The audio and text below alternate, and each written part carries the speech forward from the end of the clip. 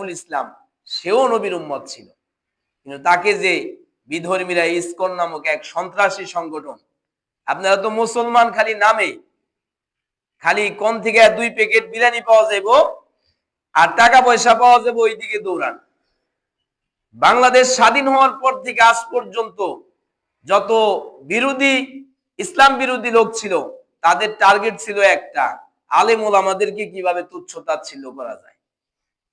আপনাদের পিছনে তারা মেহনত করবে না, মেহনত করবে আলেম ওলামাদের পিছনে, কারণ এই জাতির আলেম ওলামা না থাকলে এই জাতি শেষ, ধ্বংস হয়ে যাবে। এই জন্য গত স্বাধীনতার পর থেকে এই পর্যন্ত আলেম ওলামাদেরকে জঙ্গি, মৌলবাদ, এই সমস্ত কথা যারা বলছে, আজকে তারাই যে সন্ত্রাসী, এটা আজকে। এই জন্য শুকরিয়া আদায় করি, আলহামদুলিল্লাহ। আজকে যে আয়াতের অংশ তেলাওয়াত করেছি, এর অর্থ হচ্ছে যারা ঈমানদার তারা আল্লাহকে সবচাইতে বেশি ভালোবাসে। আবার বলছি, যারা ঈমানদার তারা আল্লাহকে সবচাইতে বেশি ভালোবাসে। এখন ঈমানদার কারা? আমরা যেটা বুঝি সেটা হচ্ছে আল্লাহকে বিশ্বাস করা এবং রাসূলকে বিশ্বাস করা, আর নামাজ মাঝে মাঝে পড়লেও চলবো, না পড়লেও চলবো, এটা হলো আমাদের বুঝ।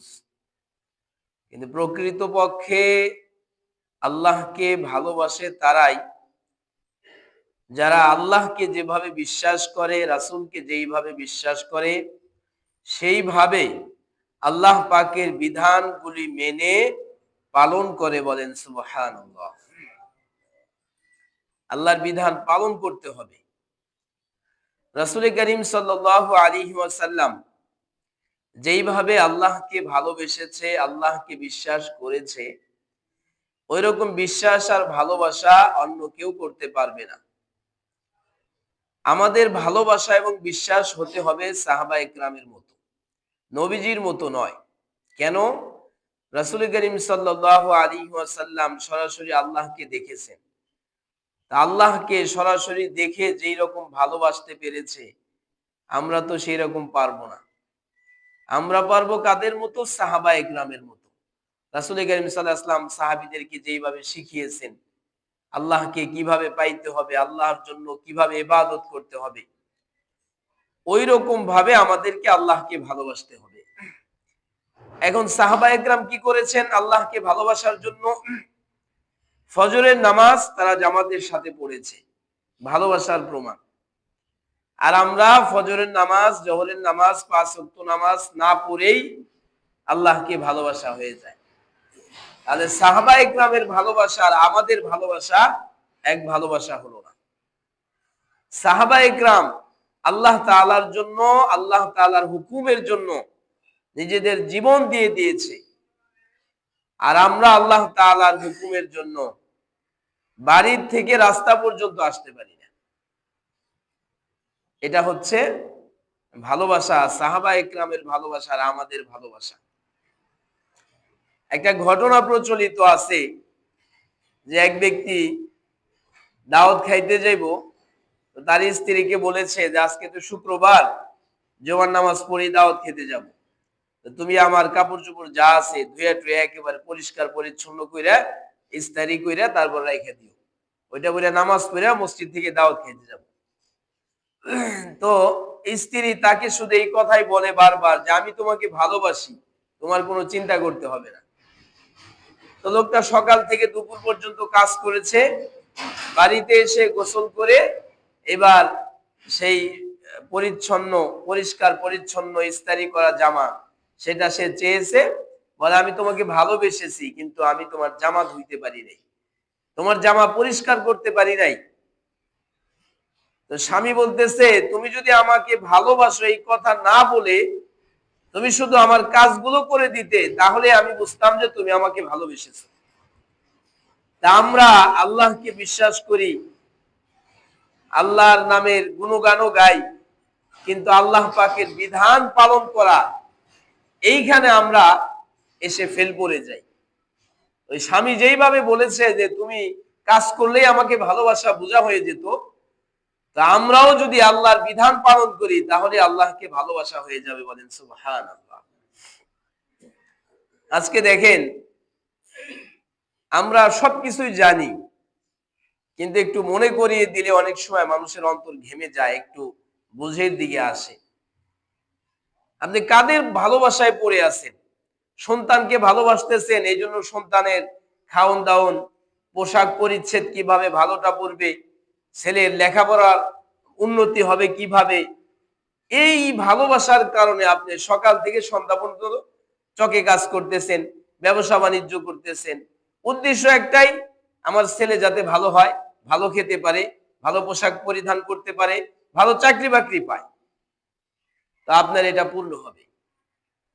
আবার ওইদিকে যদি আপনি যান যে আল্লাহর জন্য আপনি কিছুই করলেন না, তাহলে আল্লাহ তো আপনি পরকালে কিছু দিব না আল্লাহ আপনাকে।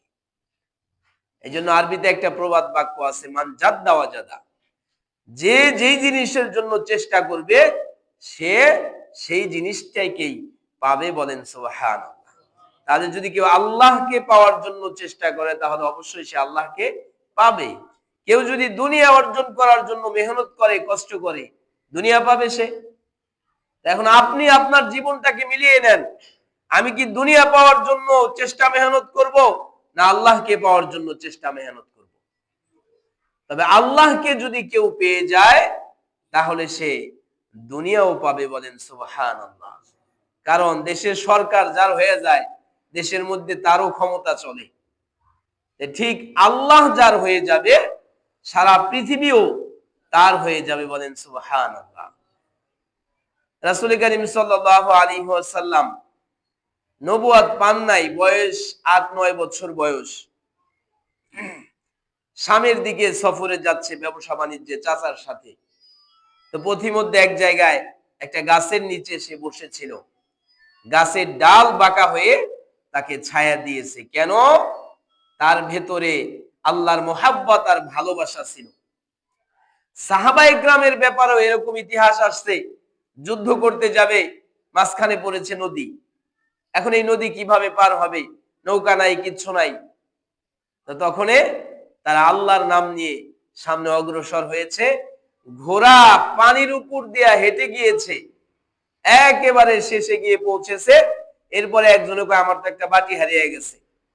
কারণ যুদ্ধে গেলে বিভিন্ন সামানাপত্র নিতে হয়, কয়েকদিন থাকবে, যুদ্ধ করবে, খাবার খাবে, একটা বাটি হারিয়ে গেছে। তাদের ভেতরে আল্লাহর মোহাব্বত আর ভালোবাসা কেমন ছিল, তারা বলছে এই বাটি তো কখনোই হারাইতে পারে না, তুমি এখানে দাঁড়াও, বাটি আসবে। কারণ আমরা আল্লাহর রাস্তায় আসছি, আল্লাহর মোহাব্বত আর ভালোবাসা আমাদের ভেতরে আছে। তো একটু পরে দেখে ওই বাটিটা ভাইটাল দিক থেকে উজানের দিকে চলে আসতেছে। সুবহানাল্লাহ বলে। তো আল্লাহকে আগে নিজের করে নিতে হবে। গেছে নদী পার হয়ে, বিশাল বড় জঙ্গল, বন। এখন বনের মধ্যে সাপ বিচ্ছু এগুলো দেখে স্বাভাবিকভাবে একটু ভয় লাগে, বিশেষ করে সাপ। কারণ সাপের কথা হাদিসে আসছে, মানুষকে শাস্তি দেওয়া হবে কবরের মধ্যে সাপ দিয়ে। তো সাপের কথা শুনলে একটু স্বাভাবিক ভয় আসতেই পারে। তো ওখানে বললেন যে আমরা আল্লাহর গোলাম এবং মুহাম্মদ সাল্লাল্লাহু আলাইহি ওয়াসাল্লামের উম্মত, আমরা যুদ্ধ করতে আসছি, তোমরা এখান থেকে সরে যাও। তো বাঘ সিংহ এগুলো তো গেছেই, পিপিলিকা তার ডিম নিয়ে ওই জঙ্গল ছেড়ে অন্য জঙ্গলে চলে গেছে। কেন হয়েছে? তার হুকুমে হয় নাই, তার ভেতরে আল্লাহর মোহাব্বত আর ভালোবাসা ছিল। ওই মোহাব্বত আর ভালোবাসার কারণে ওই পিপিলিকা পর্যন্ত তাদেরকে জঙ্গল ছেড়ে দিছে। এই জন্য আল্লাহকে পাওয়ার চিন্তা করেন। আজকে যদি আপনি ঘুমায়া যান মানে মারা যান, আপনার সম্পদ এরকমই থাকবে, সন্তানাদি কাঁদবে, কিন্তু আপনাকে রাখার জন্য না, বলবে যে আমার বাবা চলে গেল, আর কোনোদিন ফিরে আসবে না। এইটাই তার কান্নার কারণ। আপনাকে রাখবে না, কবরে রেখে আসবে কি নিয়ে, এটাও আমরা জানি। মানুষকে কবর দিতেছে কি নিয়ে যেতে পেরেছে। কেউ তো হাজার হাজার বিঘা সম্পত্তি রেখে মাটির নিচে চলে যাইতেছে, কেউ বাড়ি গাড়ি রেখে চলে যাইতেছে। সবারই যাইতে হবে। আপনি কি নিয়ে গেলেন? সন্তানের ভালোবাসা কবরে কাজে লাগবে? দলের ভালোবাসা কবরে কাজে লাগবে? আল্লাহর ভালোবাসা নিয়ে যদি যাইতে পারেন, তাহলে দেখবেন কবরে গেলে যখন প্রশ্ন করবে মার রব্বুকা, তোমার রব কে, এমনি উত্তর আসবে রব্বি আল্লাহ, আমার রব হচ্ছে আল্লাহ। দ্বীনি আল ইসলাম, আমার ধর্ম হচ্ছে ইসলাম। নবী মুহাম্মদুর রাসূলুল্লাহ সাল্লাল্লাহু আলাইহি ওয়াসাল্লাম, আমার নবী হচ্ছে মুহাম্মদ সাল্লাল্লাহু আলাইহি ওয়াসাল্লাম। ওই সময় আল্লাহর পক্ষ থেকে আওয়াজ আসবে, ফায়ুনাদি মুনাদিম মিনাস সামাই আন সাদাকা আবদি, আল্লাহর পক্ষ থেকে আওয়াজ আসবে যে আমার বান্দা সত্য কথা বলেছে, সুতরাং ফাফরিশুহু মিনাল জান্নাহ, জান্নাতের বিছানা বিছায়া দাও, ওয়াল বিসুহু মিনাল জান্নাহ, জান্নাতের পোশাক পরিধান করে দাও, আফতাহু লাহু বাবান ইলাল জান্নাহ, জান্নাত থেকে কবর পর্যন্ত একটা রাস্তা করে দাও, যেই রাস্তা দিয়ে জান্নাতের হাওয়া, সুঘ্রাণ, সুখ শান্তি বান্দা কবরে বসে ভোগ করতে পারে। বলেন সুবহানাল্লাহ। কিসের কারণে? আল্লাহর মহাব্বত আর ভালোবাসার কারণে। দুনিয়ায় সব চিনলাম, খালি একটা জিনিস চিনতে পারলাম না, সেটা হচ্ছে আল্লাহ তাআলাকে। যে আল্লাহর জমিন দিয়ে হাঁটতেছি, যে আল্লাহর শরীর দিয়ে গর্ব করতেছি যে আমার এত যোগ্যতা, যে আল্লাহর আসমানের নিচে আছি, হাওয়া বাতাস সব কিছু ভোগ করতেছি, সেই আল্লাহকে আমরা ভুলে গিয়ে দুনিয়ার মোহে পড়ে আছি। এই জন্য আল্লাযীনা আমানু আশাদ্দু হুব্বান লিল্লাহ, ওই দিনই আপনি নিজেকে ঈমানদার দাবি করবেন যেই দিন আপনি দুনিয়ার সবকিছুর চেয়ে, নিজের পরিবারের চেয়েও আল্লাহকে বেশি ভালোবাসতে পারবেন। তাহলে আমরা আজকে থেকে আল্লাহ পাকের বিধান পালন করার মাধ্যমে আমরা আল্লাহকে ভালোবাসবো। রাজি আছেন তো ইনশাআল্লাহ? তাহলে ব্যবসা বাণিজ্যের মোহে পড়ে, সন্তানাদির মোহে পড়ে, স্ত্রীর মোহে পড়ে নামাজ ছেড়ে দেওয়া যাবে? নামাজ পড়তে হবে। খালি নামাজ পড়লেন, আবার ওই দিক দিয়ে সুদ খান, ঘুষ খাইতেছেন, অবৈধ কাজ করতেছেন, জিনা ব্যভিচারের মধ্যে আছেন, তাহলেও আপনি একটা ভালো কাজ করলেন নামাজ, আর বাকি 10টা করলেন খারাপ কাজ, তাহলেও কিন্তু আল্লাহকে ভালোবাসা হবে না। আল্লাহ তাআলা বলছে পরিপূর্ণভাবে ইসলামের মধ্যে প্রবেশ করো। আপনি এক বিধান মানবেন আর এক বিধান মানবেন না, তাহলে পরিপূর্ণভাবে হবে না, অপরিপূর্ণভাবে হবে। আর অপরিপূর্ণ জিনিসের কোনোদিনও পরিপূর্ণ সফলতা আসে না। পরিপূর্ণ যেটা, সেটারই সফলতা আসে। একটা মানুষ পুরাপুরি সুস্থ, তাকে আমরা বলি হ্যাঁ পরিপূর্ণ মানুষ। এখন একজনের হাত নাই, তারে আমরা বলি ল্যাংড়া মানুষ, পাও নাই ল্যাংড়া মানুষ বলি, মানে অপরিপূর্ণ, সে পরিপূর্ণ না। ঠিক ইবাদতের ক্ষেত্রেও একটা করলেন আর 10টা ছেড়ে দিলেন, তাহলে অপরিপূর্ণ মুসলমান থেকে গেলেন, পরিপূর্ণ মুসলমান হইলেন না। এই জন্য আসুন আমরা সকলেই আল্লাহকে ভালোবাসি, আল্লাহর মহাব্বত অন্তরে রাখি, আল্লাহর বিধানকে পালন করি। আল্লাহকে ভালোবাসার আরেকটা কথা হাদিসে আসছে, নবীজি বলেছেন যারা আল্লাহকে ভালোবাসতে চান তারা নবীকে ভালোবাসবে, আর যারা নবীকে ভালোবাসতে চায় তারা যেন নবীর উম্মতকে ভালোবাসে। বলেন সুবহানাল্লাহ। নবীর উম্মত কারা? আমরা নবীর উম্মত। নবীর উম্মত কারা? কয়েকদিন আগে যাকে জবাই করে ফেলেছে আইনজীবী সাইফুল ইসলাম, সেও নবীর উম্মত ছিল, কিন্তু তাকে যে বিধর্মীরা ইসকন নামক এক সন্ত্রাসী সংগঠন, আপনারা তো মুসলমান খালি নামে, খালি কোন থেকে 2 প্যাকেট বিরিয়ানি পাওয়া যাবে আর টাকা পয়সা পাওয়া যাবে, ওইদিকে দৌড়ান। বাংলাদেশ স্বাধীন হওয়ার পর থেকে আজ পর্যন্ত যত বিরোধী, ইসলাম বিরোধী লোক ছিল, তাদের টার্গেট ছিল একটা, আলেম ওলামাদেরকে কিভাবে তুচ্ছ তাচ্ছিল্য করা যায়। আপনাদের পিছনে তারা মেহনত করবে না, মেহনত করবে আলেম ওলামাদের পিছনে, কারণ এই জাতির আলেম ওলামা না থাকলে এই জাতি শেষ, ধ্বংস হয়ে যাবে। এই জন্য গত স্বাধীনতার পর থেকে এই পর্যন্ত আলেম ওলামাদেরকে জঙ্গি, মৌলবাদ, এই সমস্ত কথা যারা বলছে, আজকে তারাই যে সন্ত্রাসী, এটা আজকে প্রমাণ হয়েছে বাংলাদেশে। এই জন্য এই যে আইনজীবী সাইফুল ইসলাম আমাদের বাংলাদেশের একটা গর্ব, সে আইনজীবী ছিল, নামাজ পড়তো, ভালো লোক ছিল। তো এই ব্যক্তিকে যে অবৈধভাবে হত্যা করা হলো, এটার বিচার হওয়া দরকার আছে না নাই? এখন ওই হিন্দু সম্প্রদায়, ইসকনের লোক যারা আছে, তারাও মাঠে নামছে, এটার বিচার হইতে দিব না, কারণ আমরা মুসলমান। আমাদের ভাইকে হত্যা করছে, আজকে সাইফুল ইসলাম রে করছে, গতকালকে আমাদের এই এলাকার একজনকে হত্যা করতে পারে। তারা মসজিদে হামলা করে ফ্যান ভাঙে ফেলাইছে, কোরআন শরীফ পর্যন্ত জ্বালায় একবারে পুরা মসজিদটারে মানে কি বলবো ছাই বানিয়ে ফেলাইছে। তাহলে এগুলো যদি আপনারা প্রতিবাদ না করেন, এটার জন্য আল্লাহ কিয়ামতের দিন আপনাদেরকে ধরবে যে আমি ইচ্ছা করলে ধ্বংস করে দিতে পারতাম, কিন্তু দেই নাই কেন? তুই আমার বান্দা, তুই আমার কোরআনের জন্য কি করস সেটা আমি দেখছি যে চায় কি করছিস তুই।